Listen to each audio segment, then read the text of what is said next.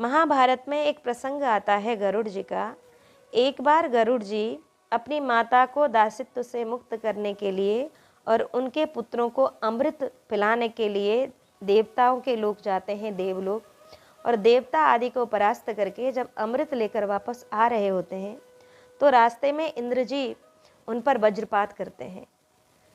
तब हंसते हुए गरुड़ जी कहते हैं कि देवराज, जिनकी हड्डी से यह वज्र बना है उन महर्षि का मैं सम्मान करता हूँ और इस वज्र का भी मैं आदर करता हूँ, इसलिए जाओ।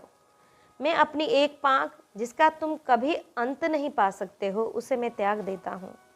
यह बात सुनकर इंद्र जी को समझ में आ जाता है कि यह कोई साधारण पक्षी नहीं है। तब वे सोचते हैं इनसे मित्रता कर लेनी चाहिए।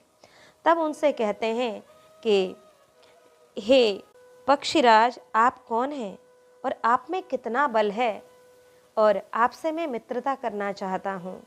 तब गरुड़ जी कहते हैं कि हे इंद्रदेव, कोई भी ज्ञानी पुरुष अपने बल, अपने पराक्रम का कभी अपने मुख से वर्णन नहीं करता, बखान नहीं करता, लेकिन हाँ, तुमने मुझे मित्र कहा है, इसलिए तुम सुनो कि सपर्वत वना मुर्वी संसागर जला मिमान वहे पक्षेण वै शक्र त्वमप्यत्रा बलिम बनम, कि पर्वत, वन और समुद्र के जल सहित सारी पृथ्वी को तथा इसके ऊपर रहने वाले आपको भी अपने एक पंख पर उठाकर मैं बिना परिश्रम के उड़ सकता हूँ, और कि सर्वान संपिंडितान वापि लोकान संस्थाणुजंगमान वहेयमपरिश्रांतो विदिदम में महद बलम, अथवा संपूर्ण चराचर लोगों को एकत्र करके यदि मेरे ऊपर रख दिया जाए तो मैं सबको बिना परिश्रम के ढो सकता हूँ।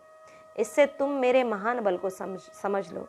यानी कि भगवान विष्णु का वाहन गरुड़ देवता संपूर्ण चराचर को अपने ऊपर ढो सकते हैं, तो भगवान विष्णु में कितना बल होगा हम यह अनुमान लगा सकते हैं।